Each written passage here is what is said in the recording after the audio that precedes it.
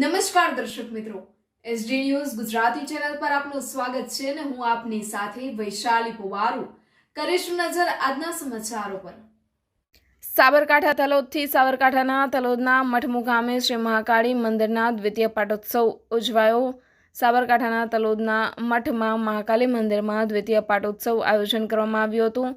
આ પ્રસંગે માતાજીના દર્શનાર્થે તલોદ પ્રાંતિજ વિધાનસભા ધારાસભ્ય શ્રી ગજેન્દ્રસિંહ પરમાર, તલોદ નગરપાલિકા પ્રમુખ શ્રી રમીલાબેન ચાવડા તથા તમામ હોદ્દેદારો અને કોર્પોરેટરો, તલોદ શહેર પ્રમુખ શ્રી કૌશલભાઈ ગજ્જર, તલોદ ભાજપ સંગઠનના હોદ્દેદારો, મહાકાળી મઠ યુવક મંડળના સભ્યો, પ્રોફેસર આરસી સોલંકી સાહેબ, તલોદ મઠ ગામના તથા વિસ્તારના તમામ આગેવાનો હાજર રહી માતાજીના આશીર્વાદ લીધા હતા।